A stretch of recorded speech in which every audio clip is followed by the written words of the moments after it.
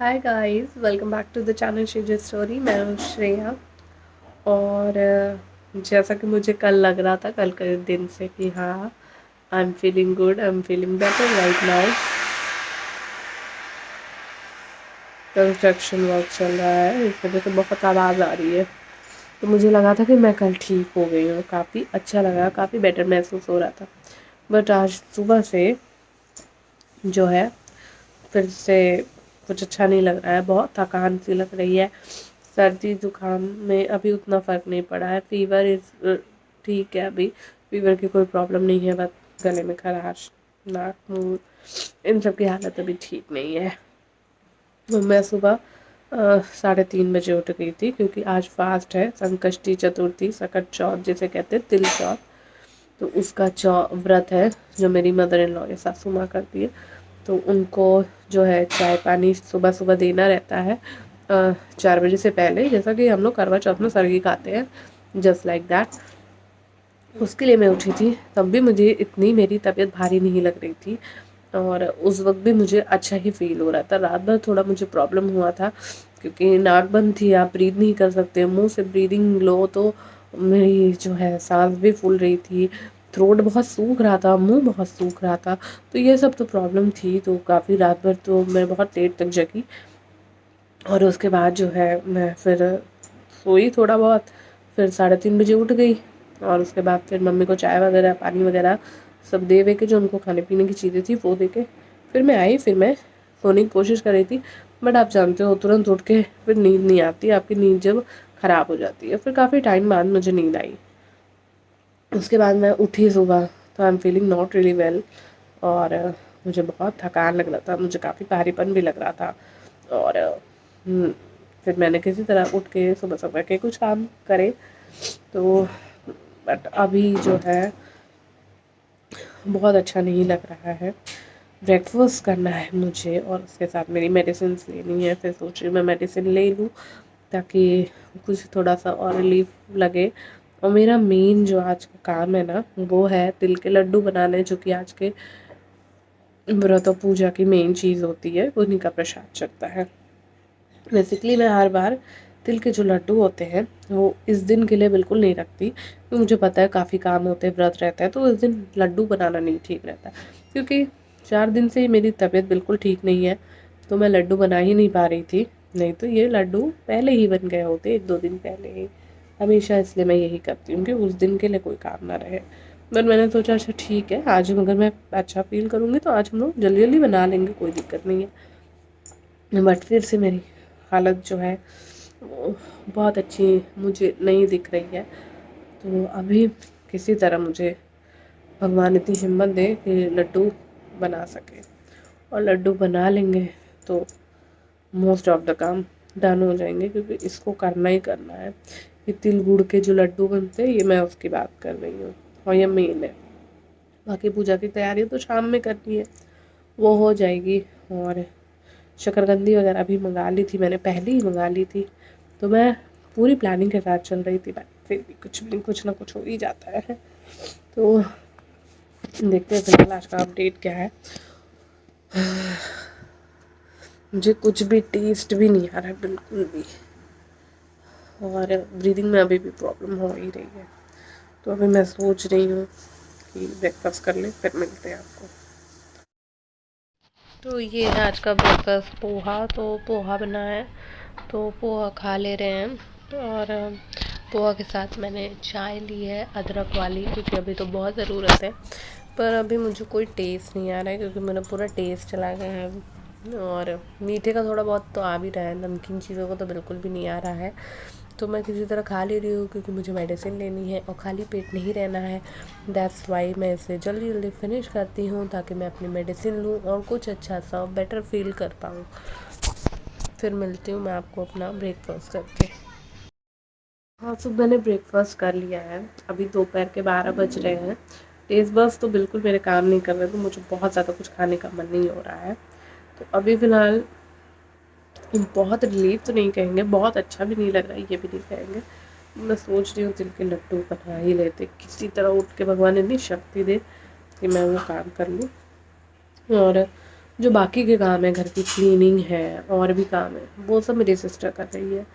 तो काम काफ़ी है आज के दिन भी, तो उसने वो सब संभाला है। बाकी मैं कहती हूँ मम्मी से थोड़ी हेल्प करनी पड़ेगी, क्योंकि आपको पता है ये सब काम में थोड़ा सा बड़े बूढ़ों का तो देखना हाथ बनता ही है, क्योंकि गुड़ का जो पाग होता है ना वो मेन होता है, उसी पे ही लड्डू टिका होता है।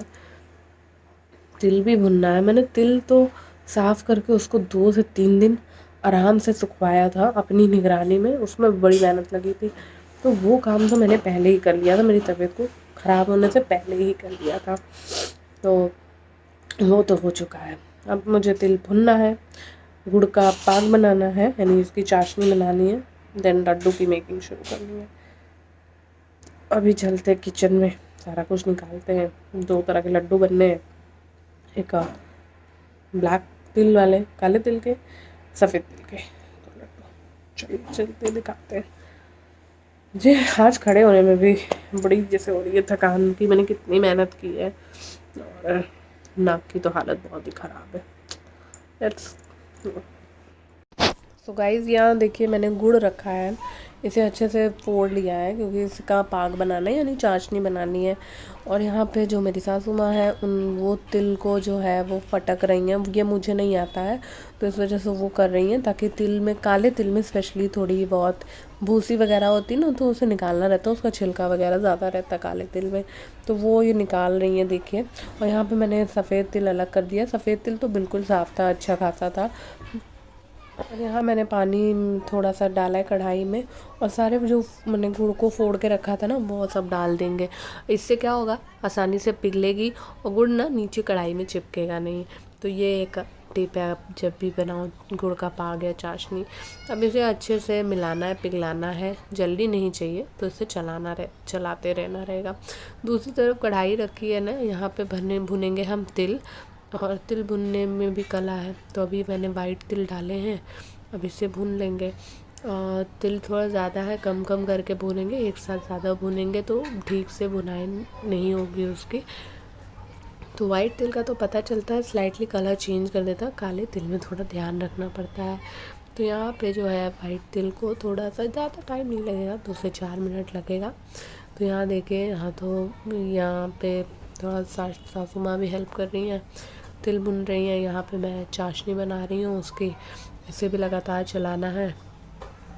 तो मैं कर रही हूँ, बहुत बेटर फील नहीं कर रही थी, पर क्योंकि करना था, भगवान का पूजा होना, आज व्रत है, तो ये करना ज़रूरी है। किसी भी तरह मैंने हिम्मत करी भगवान का नाम लेके, और लग गई हूँ। फाइनली हो जाए सब अच्छे से।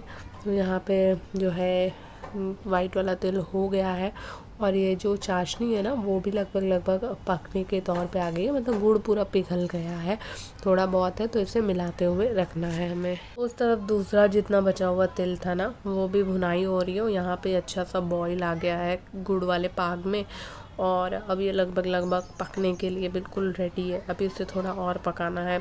ये ध्यान रखना ये है ना कि ज़्यादा पकना नहीं चाहिए, नहीं तो लड्डू कड़े हो जाएंगे, और अगर कम पका रह गया तो लड्डू बहुत नरम हो जाएंगे। तो इसकी कंसिस्टेंसी ध्यान रखनी है। यहाँ मैंने थोड़ा घी लिया है जो इसमें डालेंगे। ये वाइट वाला तिल भी भून के हो चुका है, अब इसके बाद हमको काला तिल भी भुनना है। तो इन सब में थोड़ा टाइम जाता है, तिल को धुलने और सुखाने में तो और भी टाइम जाता है, जो मैंने पहले ही कर लिया था। होपफुली अच्छा किया था ये काम मैंने। तो यहाँ पे ये लगभग देखिए हो गया है। मैं आपको दिखाती हूँ कंसिस्टेंसी किस तरह से, इस तरह से ऊपर करके देखना है, और ये एक तार इस तरह से नीचे गिरनी चाहिए, इस तरह से पतला पतला। तो ये अब हो गया है, और सासू माँ ने भी कहा है कि अब ये परफेक्ट कंसिस्टेंसी है।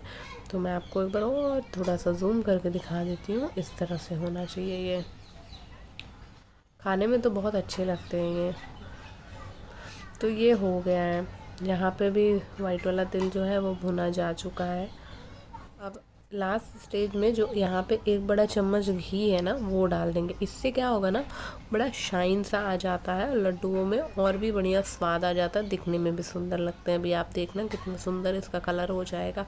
तो मैं इसे अच्छे से मेल्ट करवा दूँगी और मिक्स कर दूँगी ये पूरे पाग में। ये 1 से 1.5 किलो के करीब का गुड़ है, और 2 से 2.5 किलो तो तिल ही है, तो 2-2.5 के लगभग का पूरा मान लीजिए आप। कम पड़ेगा तो फिर हम इसका पाक बनाएंगे। उसे लगता तो नहीं है, हो जाना चाहिए। घी डालते इसमें बहुत अच्छा कलर आ गया है।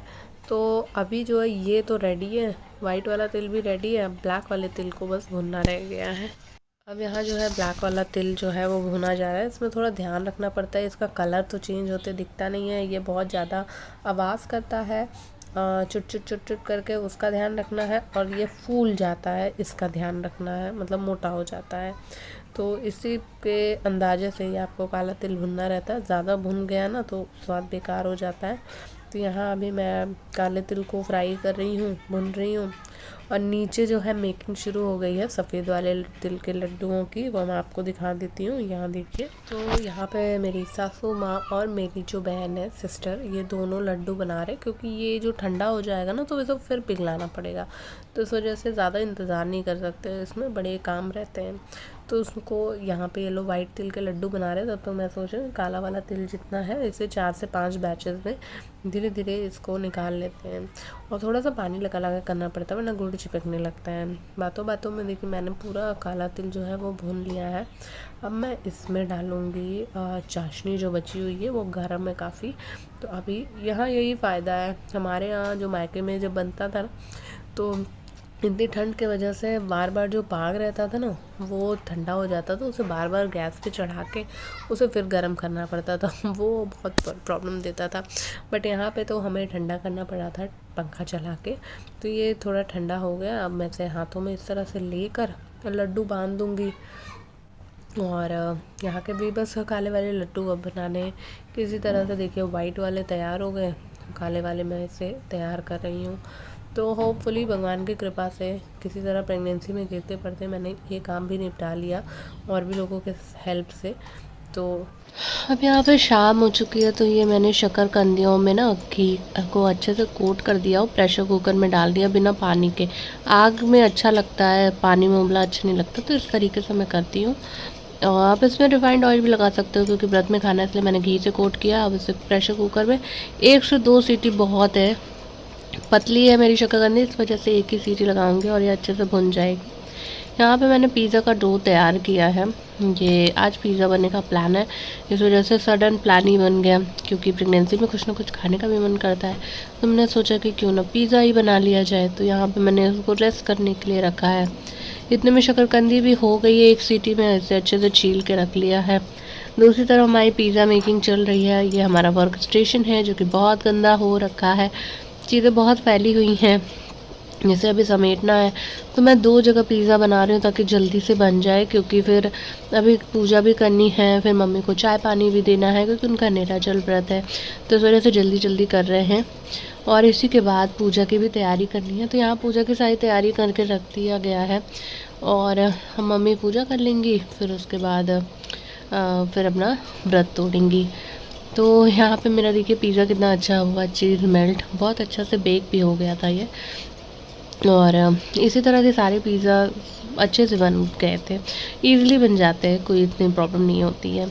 तो यहाँ पे पूजा हो रही है। पूजा करने के बाद पानी वगैरह मम्मी पियेंगी, चाय पियेंगी, फिर जो खाया जाता है व्रत में शक्करकंदी वगैरह वो खाएंगे, तिल के लड्डू खाएंगे। और यहाँ पे हम लोग अपना डिनर कर रहे हैं। मैंने उन्हें चाय, उनका जो खाने पीना था पहले उनको दे दिया है, फिर हम लोग यहाँ पे अपना डिनर कर रहे हैं, पिज़्ज़ा पार्टी कर रहे हैं, जो कि अच्छा बना था, काफ़ी अच्छा बना था, टेस्टी बना था। तबीयत में बहुत ज़्यादा सुधार नहीं है थी अभी तक भी, फिर भी कोई बात नहीं, ये पूरा दिन किसी तरह निकल गया। और होपफुली 1 हफ्ते तो जाते ही हैं सर्दी में, तो वो 1 हफ्ते तो लेगा ही। तो इस तरह से मैं अब यहाँ पे ना नाइफ़ भूल गई थी, तो जो बटर वाला नाइफ़ होता है उसी से मैं अपना पिज़्ज़ा कट कर रही हूँ। तो आज के ब्लॉग में था यही दोस्तों। इसके बाद अब हम सो जाएंगे। अगला दिन होपफुली अच्छा गुजरे, आपका भी मेरा भी। फिर मिलेंगे इसी तरह के नए ब्लॉग के साथ। Bye soon. अगर आपको वीडियो अच्छा लगा तो प्लीज़ चैनल को सब्सक्राइब, लाइक, शेयर जरूर करिए। Bye, love you, see you.